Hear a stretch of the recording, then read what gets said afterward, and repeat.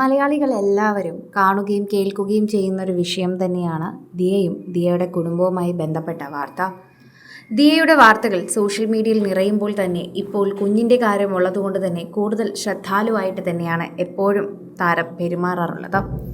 പ്രേക്ഷകർ കാണുന്നത് പോലെ തന്നെ ഇപ്പോൾ ദിയ പറയുന്നത് വളരെയധികം വിഷമത്തിലേക്കാണ് എല്ലാവരുടെ അടുക്കിലേക്കും എത്തുന്നത് എന്ന് നമുക്ക് തീർച്ചയായും പറയാൻ സാധിക്കും.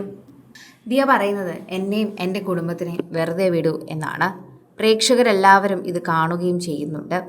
എന്തിനാണ് എന്നെയും എൻ്റെ കുടുംബത്തിനെയും ഇങ്ങനെ ദ്രോഹിക്കുന്നത്? ശരിക്കും പറഞ്ഞാൽ നിങ്ങൾക്ക് എന്താണ് വേണ്ടത് എന്ന് പറയൂ. ഇത്തരത്തിലുള്ള ചോദ്യങ്ങളെല്ലാം തന്നെ അവർ നിരത്തുന്നുണ്ട്.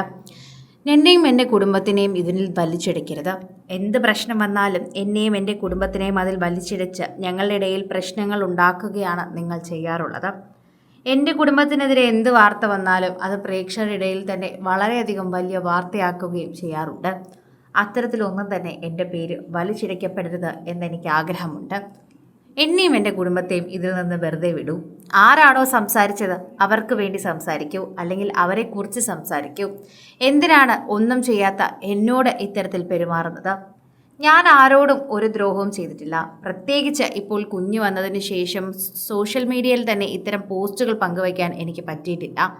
കുട്ടികളോട് അവിടെ കാണിക്കുന്നത് വളരെയധികം തെറ്റാണ്. പക്ഷേ എന്ന് പറഞ്ഞ് എനിക്ക് എൻ്റേതായ ഓരോ നിലപാടുകളുണ്ട്. അത് ഞാൻ വ്യക്തമാക്കിയിട്ടുമുണ്ട്. അതിലപ്പുറം എനിക്കൊന്നും പറയാനുമില്ല. ഇപ്പോൾ പ്രേക്ഷകരെല്ലാവരും കാണുന്നത് പോലെ തന്നെയായി മാറുകയാണ്. ദിയ ഒരു അമ്മയായി.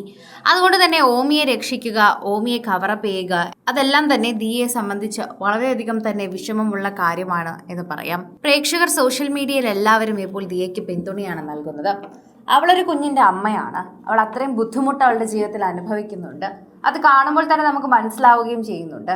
സോഷ്യൽ മീഡിയയിൽ എല്ലാവരും അത് ഏറ്റെടുക്കുകയും പറയുകയും ചെയ്യുന്നത് വളരെയധികം കൃത്യമായി തന്നെ അത് മനസ്സിലാവുകയും ചെയ്യുന്നു. പ്രേക്ഷകരെല്ലാവരും ഇപ്പോൾ ദിയയുടെ അവസ്ഥ മനസ്സിലായി എന്ന് തന്നെയാണ് പറയുന്നത്.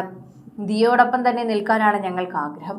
ദിയ ഒരിക്കലും ഇത്തരത്തിൽ മോശം രീതിയിലേക്ക് പോകാനോ മാനസിക നില താഴ്ന്ന രീതിയിലേക്ക് പോകാനോ ഒന്നും തന്നെ ആവരുതേ എന്നാണ് ഞങ്ങൾ പറയുന്നതും പ്രാർത്ഥിക്കുന്നതും.